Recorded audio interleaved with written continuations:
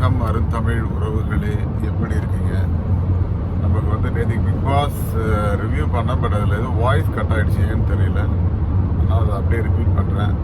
இன்றைக்கி big pass ஆரம்பித்த உடனே வந்து குரூப்பிசம் பற்றி தான் நிறைய பேசினாங்க அப்படிங்கிறது எல்லாருக்கும் தெரியும். அதுக்கு முக்கியமான காரணம் நிறைய குரூப்பிசம் இருக்குங்கிறது. ஸோ அது வெளிப்படையாகவும் தெரிஞ்சுது. அதே போல் இன்னொரு முக்கியமான விஷயம், அசீமை வந்து அதிகமாக பேச விட்டார் கமல். இன்னைக்கு எபிசோடு 1.5 மணி நேரம் அப்படின்னா ஒரு 15-20 நிமிஷம் அசீம் தான் பேசுகிற மாதிரி எனக்கு தோணுது. கமல்ஹாசன் அவரோட அதிகமாக பேசினாருன்னு கூட தோணுது. ஏன்னா கமல் இடையிடையே தான் பேசுகிறாரு. ஆனால் இந்த குரூப்பிசம் பண்ணுற எல்லாருமே அவர்கிட்ட சண்டை போட்டாங்க. யார் யார் அப்படின்னு கேட்டிங்கன்னா மைனா, மணிகண்டன், ஆயிஷா, குயின்சி, இவங்க எல்லாரும் அவருக்கு எதிராக பேசுகிற மாதிரி ஒரு சூழல் இருக்குது. அதை எத்தனை பேர் கவனிச்சிங்க அப்படிங்கிறது தெரியல. அதுக்கப்புறம் அந்த குரூப்பிசமில் வந்து யார் யாரெல்லாம் இருக்காங்க அப்படிங்கிறத கேட்கும்போது ரொம்ப அழகாக சொன்னாங்க. மைனாவும் மணிகண்டனும் இருக்காங்க. ஏன்னா நிறைய கேம் ஆடுறது வந்து எல்லா விஷயங்களையும் அவங்க சேர்ந்து தான் பண்ணுறாங்க அப்படின்னு சொல்லிட்டு, அதுக்கு பிறகு அப்படின்னு பார்த்தீங்கன்னா அதுக்கு உடனே மைனா நான் வந்து நாங்களாம் அப்படிலாம் கிடையாது அப்படின்னு. இப்போ லாஸ்ட் டாஸ்க் கூட அப்படி பண்ணீங்களே மாதிரி தான் கமலே சொல்ல வேண்டியதாக இருக்குது. அப்படிதான் ஒரு நிலைமை இருக்குது. அதே போல் ஆயிஷாவும் பிரின்சியும் கொஞ்சம் ஒரு க்ளோஸாக இருக்காங்க அப்படிங்கிறது நல்லாவே தெரியுது. அதுக்கு காரணம் என்னென்னா, அவங்களுக்கு சில இடங்கள்ல அவங்க ஆயிஷா சொல்கிறத குயின்சி கேட்குறாங்க. அது ஒரு குரூப்பிசம் அப்படிங்கிறது தான். அதாவது நீங்கள் ஃப்ரெண்ட்லியாக இருங்க, வீட்டில் எல்லோரும் நல்லா பேசுங்க, அது வந்து ஒரு விஷயமே கிடையாது. பட் ஒருத்தர் வந்து நாமினேட் பண்ணுறதுக்கு அது மாதிரி சில விஷயங்களுக்காக குரூப்பிசத்தை யூட்டிலைஸ் பண்ணுறாங்க இல்லையா, அதைத்தான் நம்ம வந்து எதிர்க்கிறோம் அப்படின்னு தான் அவர் சொன்னார், அசீம். ஸோ இது வந்து ஒரு பெரிய ஒரு பிரச்சனையை ஏற்படுத்திடுச்சு அப்படின்னே சொல்லணும். அதுக்கப்புறம் பார்த்தீங்கன்னா அதே போல் பார்வையாளர்கள்ட்ட இருந்து சில விஷயங்களை பேச வச்சார். ஸோ அதில் முதலாவதாக பேசினவங்களே வந்து ரொம்ப சூப்பராக பேசினாங்க அப்படின்னா ஹேமாவதி நினைக்கிறேன். அவங்க வந்து பெய்டு ஹாலிடேஸ் எப்படி இருக்குது அப்படின்னு சொல்லி ரக்ஷிதாவையும் மைனாவையும் கேட்டாங்க. ரக்ஷிதா அதுக்கு டிப்ளமேட்டிக்காக பதில் சொன்னாங்க. நான் அப்படிலாம் இல்லைங்க, நான் என்னோடய வேலையை செஞ்சுட்ருக்கேன், டாஸ்க் விளையாடுறேன், எல்லாம் பண்ணுறேன், நீங்கள் சொல்கிற மாதிரி நான் வந்து விளையாடணும்னா கொஞ்சம் ட்ரை பண்ணுறேன் அப்படிங்கிற மாதிரி சொன்னாங்க. ஆனால் மைனா வந்து அப்படியாம்மா ரொம்ப சந்தோஷமா, முடிஞ்சால் நான் நீங்கள் ஏதோ கால் பண்ணுங்கள் அதெல்லாம் ஏதோ சொன்னாங்க. அதுக்கப்புறம் அப்படின்னா நான் அடுத்த வாரம் வெளில வந்துடுறேன் அப்படின்னு சொல்லி சொன்னாங்க. நாமினேட் பண்ணிட்டுங்க, நான் அடுத்த வாரம் வெளில வந்துடுறேன். உள்ளே இருக்கிறவங்க தான் நாமினேட் பண்ணணும் இல்லையா, அது கண்டிப்பாக பண்ணுவாங்கன்னு நினைக்கிறேன். ஏன்னா இந்த வாரம் வந்து இந்த குரூப்பிசம், இந்த ஆயிஷா, குயின்சி இவங்கெல்லாம் நாமினேட் ஆகுது. ரக்ஷிதா கூட நாமினேட் ஆக வாய்ப்பு இருக்குன்னு நினைக்கிறேன். ஏன்னா அவங்க பேசுகிற விஷயங்களை பார்த்தோம் அப்படின்னா அவ்வளோ விஷயங்கள் அங்கே இருக்குது.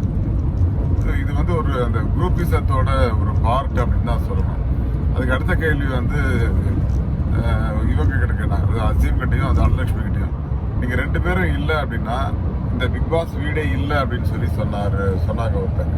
அது உண்மையும் கூட. ஏன்னா அவங்க 2 பேரை தவிர்த்து யோசிச்சு பார்த்தோம் அப்படின்னா விக்ரமன், ஏடிக்கு இன்னும் 2-3 பேரை சொல்லிடலாம். அவங்கள தவிர்த்து ரொம்ப அதிகமான ஒரு பார்ட்டிசிபேஷன் இருக்கிறது வந்து இந்த 2 பேர் தான் அப்படிங்கிறத மக்கள் புரிஞ்சு வச்சிருக்காங்க. ஸோ அது வந்து ஒரு கேள்வியாகவும் வந்தது அப்படிங்கிறது நல்லாவே தெரியுது. நான் இப்போ கூட சொன்னேன், அசீமை பேச விட்டு வேடிக்கை பார்த்தாரு கமல்ஹாசன் அப்படின்னு. ஏன்னா நீங்கள் முதல் பாதி எபிசோட் பார்த்தீங்கன்னா அசீம் பேசினாதான் இருக்கு.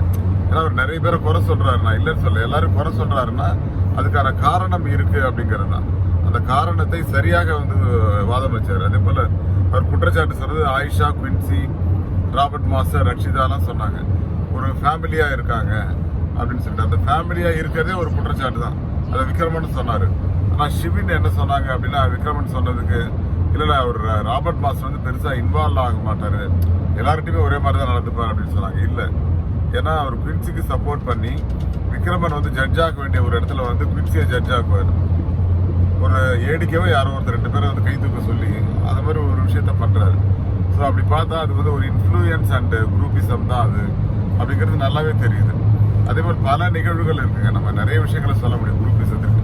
நம்ம எல்லாரும் பார்த்துக்கிட்டு தானே இருக்கோம் இல்லையா. அந்த மாதிரி சொல்ல வேண்டிய விஷயங்கள் அப்படின்னு பார்த்தீங்கன்னா நிறைய இருக்குன்னு தான் நினைக்கிறேன்.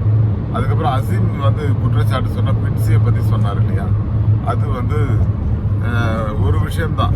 அதாவது குயின்சியை பொறுத்த வரைக்கும் தான் சூப்பராக விளையாடுறோம் அப்படின்னு நினச்சிட்டு இருக்கிற ஒருத்தர்.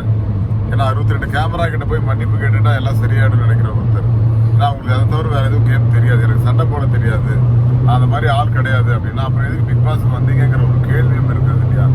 அதுக்கு அவங்க பதில் சொல்லுவாங்களா அப்படின்னு கேட்டிங்கன்னா சொல்ல மாட்டாங்கங்கிறது தான் உண்மை. எனக்கு இன்னொரு விஷயம் தோணுது, நம்மளை பொறுத்த வரைக்கும் எந்த ஒரு விஷயத்துலையும் சரியாக நடந்துக்கிட்டோம் அப்படின்னா கண்டிப்பாக வந்து மக்கள் நமக்கு ஓட்டு போடுவாங்க அப்படிங்கிறது. உதாரணம் வந்து அசிம். நான் அசிம் உள்ள வரும்போது ஒரு வெற்றியாளராக இருப்பாராங்கிறது எத்தனை பேருக்கு தெரியாது. ஸோ விக்ரமனை வந்து யாருமே கேள்வியே கேட்கல. அதுக்கு என்ன காரணம் அப்படின்னா அது ஒரு சந்தேகத்தின் அடிப்படையில். ஏன்னா அவர் ஒரு கேள்வி இருந்தால் தானே கேட்கறதுங்கிற மாதிரி ஆயிடுச்சு. ஆனால் அசிமிடம் கேள்வி கேட்டாங்க, தனலட்சுமியிடம் கேள்வி கேட்டாங்க. பட் அது வந்து ஒரு பாராட்டுக்குரிய ஒரு கேள்வியாகத்தான் இருந்தது அப்படிங்கிறது தான். அதே போல் கதிரவன்கிட்ட கேள்வி கேட்டதும் நீங்கள் உள்ளே இருந்து என்ன பண்ணுறீங்க, நீங்கள் கூட வந்து உட்காந்துருக்கிற மாதிரி இருந்தது அவங்க கேட்ட கேள்வி. பட் கதிரவன் வந்து இல்லை நான் கொஞ்சம் விளையாடிட்டு தான் இருக்கேங்கிற மாதிரி சொன்னார். பட் அது எந்த அளவுக்கு சரி அப்படிங்கிறது வந்து அவரோட இடத்துக்கே நம்ம விட்டுடலாம்.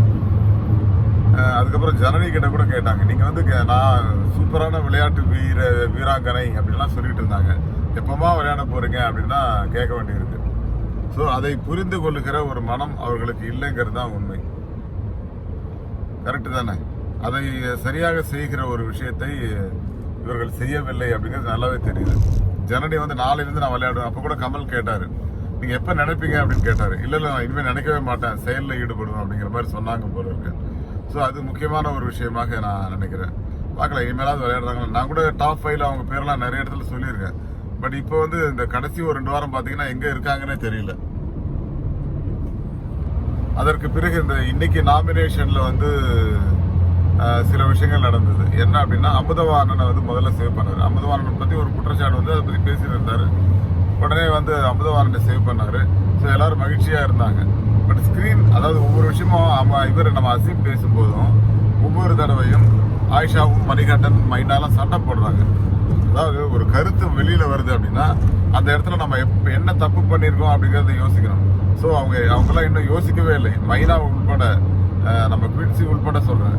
ஸோ யாருமே தான் செய்கிற தவறை வந்து புரிஞ்சுக்க மாட்டேங்கிறாங்க அப்படிங்கிறது நல்லா தெரியுது. இப்படி இருந்தால் அவங்களாம் அடுத்தடுத்து வெளியில் வர வேண்டியதுதான் அப்படிங்கிற மாதிரி தான் அவங்களோட கேரக்டர்ஸ் இருக்குது. என்ன நடக்க போகுதுன்னு எனக்கும் தெரியல.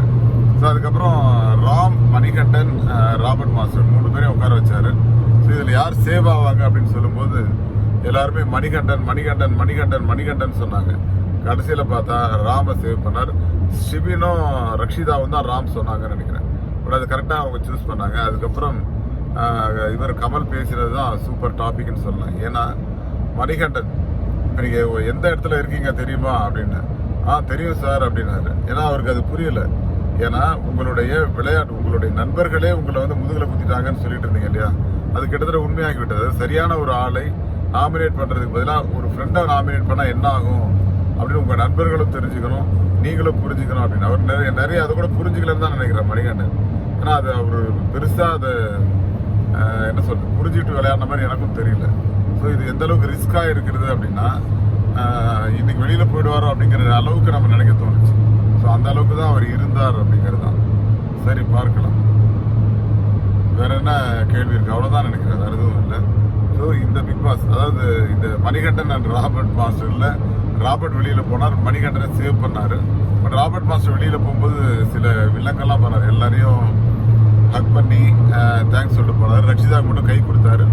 அப்புறம் வெளியில் போகும்போது என்ன நினைச்சாலும் தெரியல, வந்து திரும்ப ஒரு தடவை அவங்கள அப்படி டச் பண்ணிட்டு போனார். அதுக்கு எல்லாரும் சிரிச்சாங்க அப்படிங்கிறது. பட் ராபர்ட் மாஸ்டர் பொறுத்த வரைக்கும் தனக்கு வயசாகிடுச்சு, நம்ம ரிஸ்க் எடுத்தெல்லாம் வந்து யாரையும் பகச்சிக்காம விளையாடிட்டு போயிடலாம், அப்போ வெளியில் போகிறதே சேஃப்னு நினச்சிட்டாரு அனுபவம். அதனால தான் நான் வெளில போகிறேன்னு அவரே சொல்லி அவரே வெளியில் அனுப்பிச்சிட்டாங்க அப்படிங்கிறது தான். நம்ம கடந்த வாரம் இந்த மண்டே வந்து லாஸ்ட் மண்டே வந்து யார் வெளியில் போங்க நான் சொன்னேன் ராபர்ட் மாஸ்டர் ஆர் ராம் அப்படின்னு சொன்னேன்.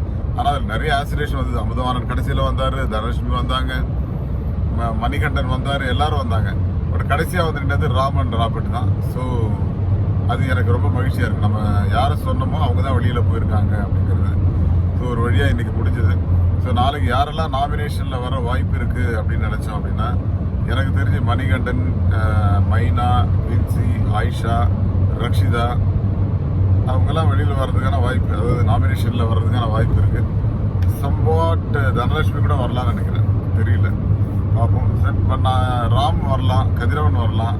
பட் இதில் யார் வெளியில் போவா அப்படின்னுங்கிறது வந்து நம்ம இன்னைக்கு நாமினேஷன் நம்ம நேற்று நைட் பேசுனதை சொல்லிட்டு இருக்கேன். அதில் வந்து ராமு வந்தாருன்னு நல்லாயிருக்கும் அப்படிங்கிறது தான். பார்க்கலாம். ராமு கூட ஒரு ஓட் பேங்க் இருக்கு போல இருக்கு. ஏன்னா அவரும் 4வது இடத்துக்குலாம் போயிட்டு வர்றாரு, திரும்ப வர்றாரு. இல்லை டிபி நல்லா விளையாடுவாங்க அப்படின்னு நினைக்கிறேன் இந்த வாரம். பார்க்கலாம். கமல் வந்து நிறைய புத்திமதி சொல்லிகிட்டே இருக்கார் வாரம் வாரம். அதை கேட்குற நிலைமையில தான் இல்லை. இப்போ அசீம் விக்ரமெல்லாம் அதை அப்சர்வ் பண்ணுறாங்க. ஆனால் கமல் பேசுவதை அப்சர்வ் பண்ணிங்கனாலே ஒரு நல்ல விஷயம் கிடைக்கும். நீங்கள் பார்த்தீங்கன்னா விக்ரமனை பற்றி ஒரு பேச்சே இல்லை பாருங்க. என்ன காரணம்னா அவருடைய செயல்பாடுகள் வந்து ரொம்ப குறைவாக இருக்குது அப்படிங்கிறது தான். நிறைய பேர் வந்து அவர் வந்து வெற்றியாளராக இருப்பாருலாம். நேற்று நைட்டு ஒரு ரிவ்யூ பார்த்தேன். அவர் தான் வெற்றியாளர், அவர் சைலண்டாக இருக்க வச்சு கடைசியில் ஜெயிக்க வைக்க போகிறாங்க அப்படின்னு. முதல்ல இருந்தாலும் பேச சொல்லுங்கய்யா. அதுவும் வந்து அவர் குரூப்பிசம் பண்றாருன்னா ஏடிகே ராமோட ஒரு இது பண்றாரு. பட் அது மேலோட்டமா இருக்குங்கிறதுனால அவரை சிலர் சொன்னாங்க. பட் ஷிவின் கரெக்டான சூஸ் நினைக்கிறேன். ஏன்னா அவங்க யாருக்கிட்டையுமே வந்து குரூப்பிசம் பண்ணலைங்கிறது நல்லாவே தெரியுது. ஏன்னா எல்லாரோடையும் பழகுறாங்க அப்படிங்கிற மாதிரி தெரியுது. பட் சம்வேர் அது நடக்கலாம். பட் அசீம் பொறுத்த வரைக்கும் அவரும் அப்படிதான் சிலரை பயன்படுத்திக்கிறார். சில இடங்கள்ல வந்து அவர் அந்த குரூப்பிசத்துக்கு உள்ள போகலன்னு தான் நினைக்கிறேன். இன்னைக்கு வரைக்கும் அவர் போகல. ஏன்னா எல்லாருக்கிட்டையும் பேசிட்டு இருக்காரு. பட் அந்த வகையில் அசீமும் தனிப்பட்ட நபராகத்தான் அங்கே இருக்கார். அதை அவர் அடிக்கடி பதிவும் பண்ணியிருக்காரு. ஸோ பார்க்கலாம் இனிமேல் என்ன நடக்குது. இன்னைக்கு நாமினேஷன் லிஸ்ட் எப்படி 9 மணிக்கு வந்துடும், ப்ரொமோ வரும்னு நினைக்கிறேன். பட் ப்ரொமோவில் என்ன சொல்கிறாங்கன்னு பார்ப்போம். 2வது ப்ரொமோலேயே தான் நாமினேஷன் லிஸ்ட்